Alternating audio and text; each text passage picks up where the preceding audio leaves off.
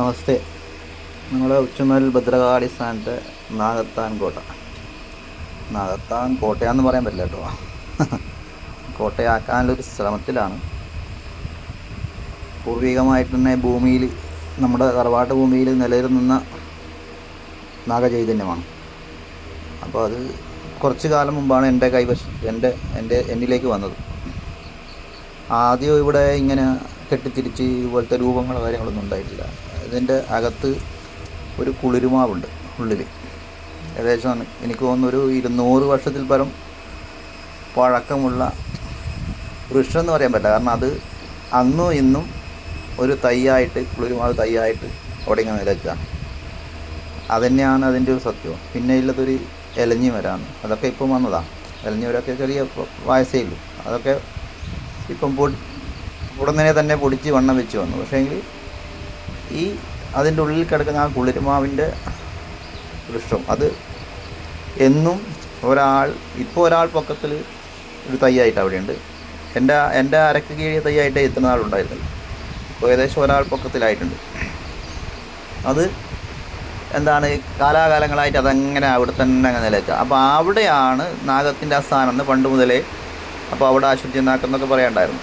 അപ്പോൾ എൻ്റെ കൈവശം വന്നതിന് ശേഷമാണ് അതിനെ ഒരു കോട്ട പോലെ കെട്ടിത്തിരിച്ച് നാഗത്താന്മാർക്ക് വേണ്ടുന്നതായിട്ടുള്ള ആ അന്തരീക്ഷം എന്ന് വെച്ച് കഴിഞ്ഞാൽ കാട്, വൃക്ഷങ്ങൾ, ഈ ഒരു ഇത് ഉണ്ടാക്കിയെടുക്കാനുള്ള ശ്രമത്തിലാണ്.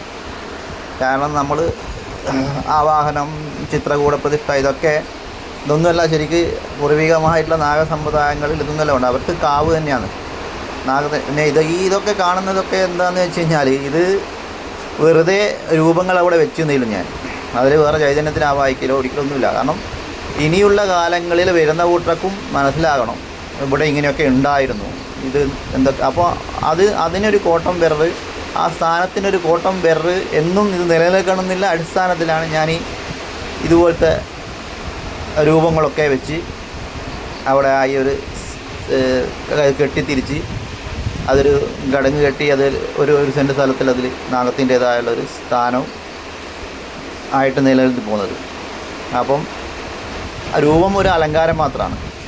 അലങ്കാരം വരുന്ന ഭക്തർക്കും തറവാറിലെ ആൾക്കാർക്കും ഇവിടെ ഇന്നേതാണ് സ്ഥാനം എന്ന് കാണിച്ചു കൊടുക്കാനുള്ളൊരു അലങ്കാരം മാത്രമാണ്. ഇതൊക്കെ എൻ്റെ മനസ്സിൽ തോന്നിയിട്ട് ഞാൻ ചെയ്ത കാര്യങ്ങൾ മാത്രമാണ്. അതിൽ വേറിട്ടൊരു കാര്യമൊന്നുമില്ല. പക്ഷേ ശരിക്കും ഇതിൻ്റെ അവസ്ഥകൾ വരുന്നത് ഞാൻ കാണിച്ചു തരാം. ഇതിൻ്റെ പുറകുവശത്തൂടെ ഞാൻ കാണിച്ചു തരാം. ഇതൊക്കെ കിടങ്ങി ഞാൻ ഇപ്പോൾ അടുത്തായിട്ട് കെട്ടിയതാണ് കേട്ടോ. ഇതിൻ്റെ ഉള്ളിൽ അവിടെ അതിൻ്റെ ഉള്ളിലായിട്ടൊരു ചെറിയൊരു ഇതിപ്പം പാലമരവും ഇപ്പം പൊടിച്ചതാണ് കേട്ടോ. ഈ പാലയൊക്കെ ഇപ്പം പൊടിച്ചതാണ്. ഞാൻ ഇതൊക്കെ സെറ്റപ്പ് ആയതിനു ശേഷമാണ് അതിൽ ആ ആവാസ വ്യവസ്ഥയ്ക്ക് വേണ്ടുന്ന കാര്യങ്ങൾ തന്നെത്താനെ പൊടിച്ച് വരുന്നുണ്ട്. നാഗത്തിൻ്റേതായിട്ടുള്ള കാര്യങ്ങളൊക്കെ അവർക്ക് വേണ്ടുന്ന വൃക്ഷതലാതെ തന്നെത്താനെ പൊടിക്കാൻ കഴിയും. ഇതിൻ്റെ ഉള്ളിലൊരു കുളിരുമാവിൻ്റെ തൈ കാണാൻ, അതിൻ്റെ ഇലകളാണ് കേട്ടോ. ഞാൻ കാണിച്ചു തരാം. ചെറിയൊരു കുളിരുമാവിൻ്റെ ഇതാണ് ആ തൈയുടെ തലപ്പാവ്. ഒരാളായിട്ടേ ഉണ്ടാവും. അതിൻ്റെ കുണ്ട നോക്കിയാൽ മതി. അതിൻ്റെ കുണ്ട നോക്കിയാൽ ഇതാണ് തൈ. അതിൻ്റെ അടിവശം നോക്കിയാൽ ഒരാളെ ഒരു കൈ കൊണ്ട് ഇങ്ങനെ പിടിക്കാൻ പറ്റുന്ന തടി ഉണ്ടാവും അതിൻ്റെ കുണ്ട. ആ സാധനത്തിനാണ് ഏകദേശം 200-ൽ പരം വർഷങ്ങൾ പഴക്കമുള്ള സാധനം. അപ്പോൾ അതാണ് ഇവിടുത്തെ സത്യവും. നമുക്ക് വേറെ ഒരു തെളിവും വേണ്ട.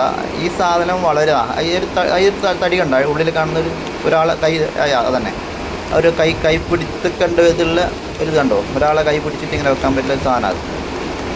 അപ്പോൾ അതുതന്നെയാണ് ഇവിടുത്തെ സത്യം. അത് വളരുക, അതാണ് അതിൻ്റെ കുണ്ടഭാഗം, അത് അടിഭാഗം ഉണ്ടാ.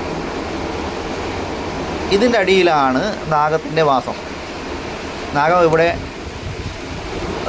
പ്രത്യക്ഷമായിട്ട് തന്നെ നമ്മൾ കർമ്മം ചെയ്യുമ്പോൾ പ്രത്യക്ഷമായിട്ട് വന്ന സ്ഥലമാണ്. നാഗത്തിൻ്റേതായിട്ടുള്ള സാന്നിധ്യം അറിയിച്ച സ്ഥലമാണ്.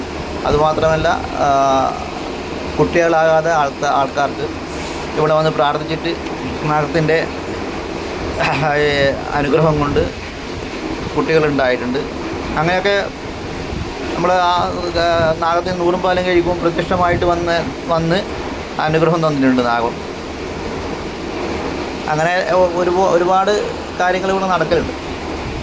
അപ്പോൾ ഇതാണ് ഇവിടുത്തെ നാഗസാന്നിധ്യം. അപ്പോൾ ഇതൊക്കെ കാണിക്കുന്നതും പറയുന്നത് വേറെ ഒന്നുമല്ല, നമ്മളെ തറവാട്ട് ഭൂമിയിലോ ഇതുപോലത്തെ നാഗസാന്നിധ്യങ്ങൾ ഉണ്ടെങ്കിൽ അതിനെ കോൺക്രീറ്റ് കാടുകളാക്കാതെ ഇതുപോലെ കെട്ടിത്തിരിച്ച് അതിന് വേണ്ടുന്ന ആ ഈ ഒരു അന്തരീക്ഷം ഉണ്ടാക്കി കൊടുക്കുക. ഇത്രയേ പറയാനുള്ളൂ.